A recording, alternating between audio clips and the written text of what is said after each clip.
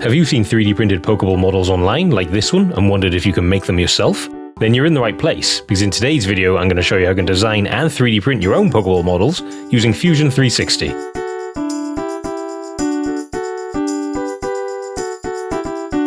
But before that, hi there, I'm Matt, and on this channel I'll be showing you lots of tips and tutorials for improving your 3D printing knowledge and experience. Without further ado, let's get into today's video. So just a quick disclaimer before I get started, I'm going to assume a base level of Fusion 360 knowledge for this tutorial. If you'd like to learn some of the basics with Fusion 360, then I'd highly recommend Product Design Online's tutorial series on this. It's honestly amazing. But with that out of the way, if you open Fusion 360 and start a new file, the first thing I'm going to do is add a sphere to my document. This can be found under Create and then Sphere. There is probably a better way to do this to make a sphere in a more parametric way. This is probably the laziest way to do it. It doesn't really matter what plane you add it to, I'm just going to add it to the bottom plane. So from the origin point, I'm just going to click and it will insert a sphere. So depending on what diameter of Pokeball you want, something like 70 millimeters is quite common for a lot of the designs you see online, but scale it however you want. So I'm just going to go for 70 millimeters.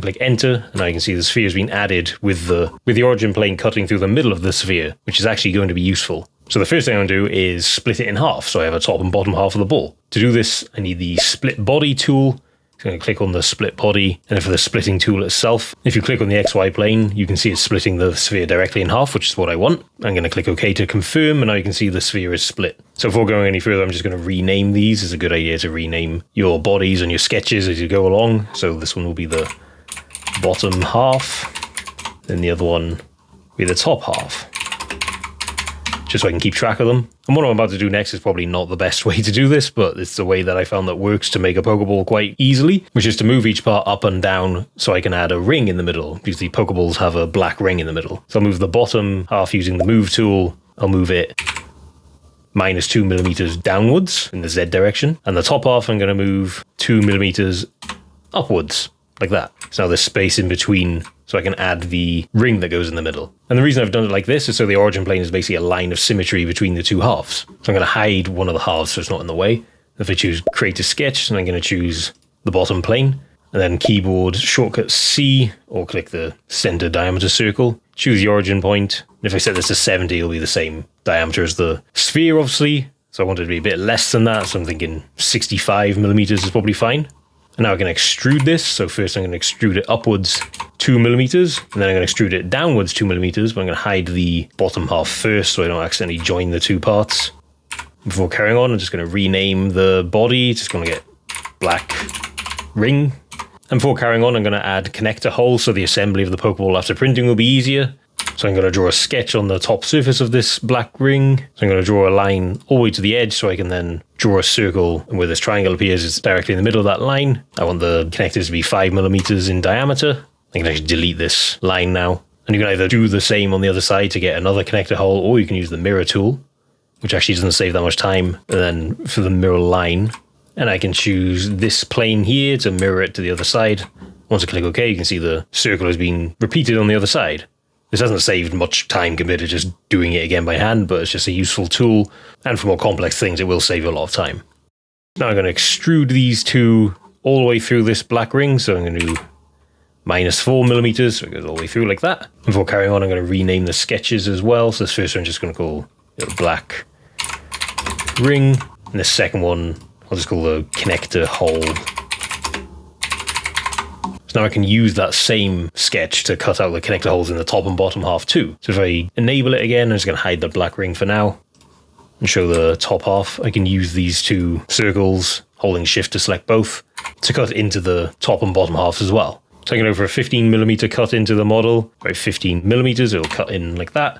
And then I'll do the same for the bottom half. Although as the sketch is on the top of the black ring, I'll have to add 4 millimeters to the cut I'm doing, so it'll be 19 millimeters in total. Again, if I highlight them and cut through, I can also drag this down just to check. So as you can see, if it's 4 millimeters and not cutting through yet, so I'm going to change this to -19, and that will cut 15 millimeters into the bottom half, like that.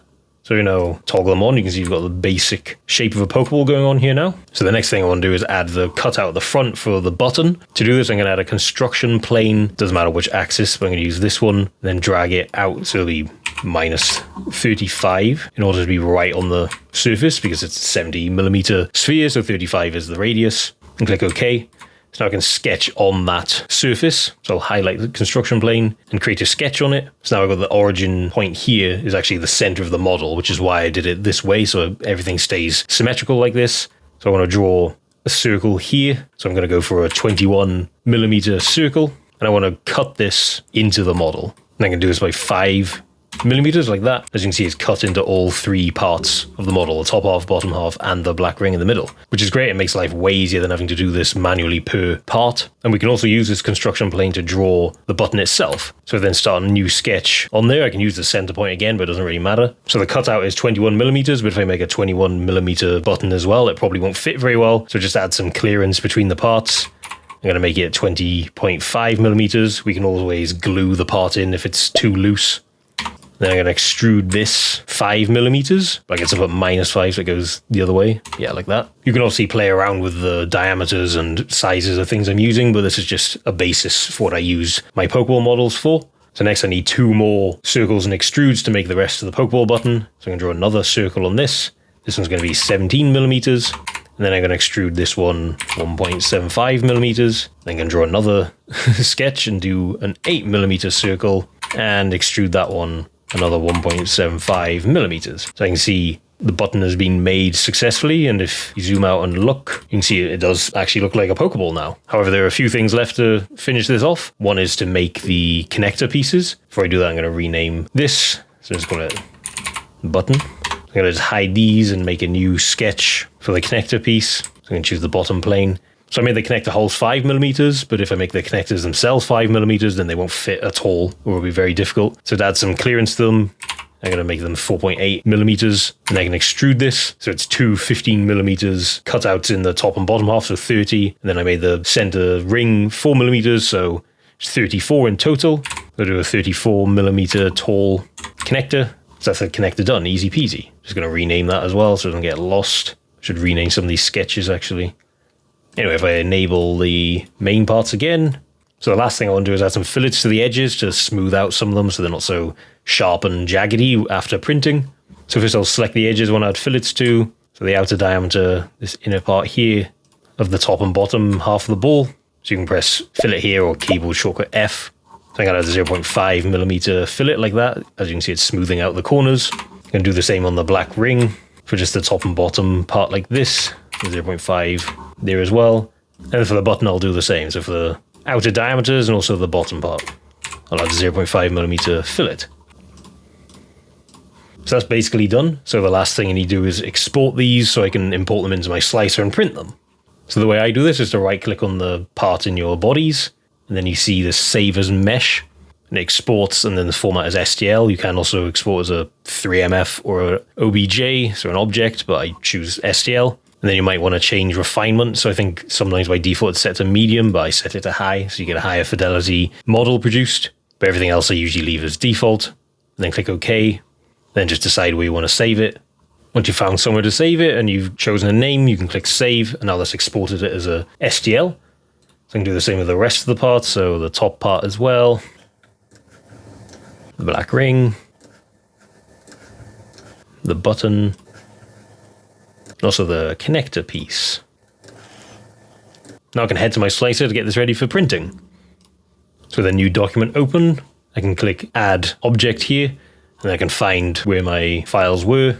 You do have to add them all individually unless you want to merge them as one part. So here's the black ring, here's the bottom half, the button, connector piece, and the top half. So as you can see, whatever the first filament in your project filament list is, any new object added will default to that color. So just find in your object settings here which one's which. You can change the colors of them. So add your other colors you want. So I've got black, red, and white for a Pokeball color. So the bottom half of a Pokeball should be white. So if you click on here and change it to white, the button can stay black and I'll paint the white part on. Connector can be black and the top half can be red. So the button is standing up because that's the way it was modeled, but I'm gonna lie it down, printing obviously. I'm just quickly gonna paint the top bit of it in white.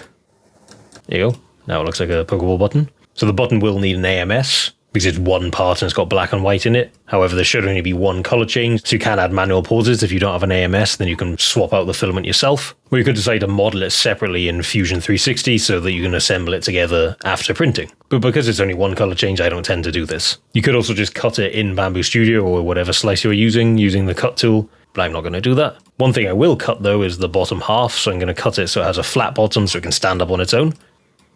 You can use the cut tool and then move this down to wherever you think it would be sufficient to have a flat enough bottom. I'm thinking like a height of 3 is probably okay, and you don't need to keep the pink object. You can get rid of that.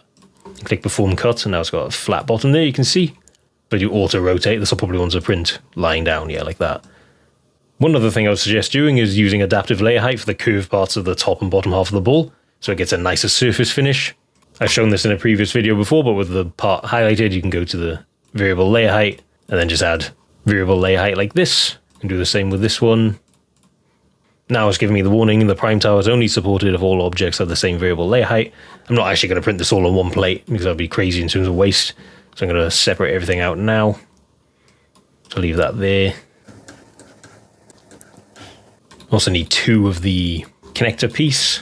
A few other things I'm going to change, just changing the Spartan filter gyroid. And I will turn supports on build plate only. So slight it, just want to check added supports. You could also try saving some time by printing it by objects instead of by layer. So right now it's printing by layer because that's the default. You could fit more of these parts on one plate and use print by object. It's really up to you.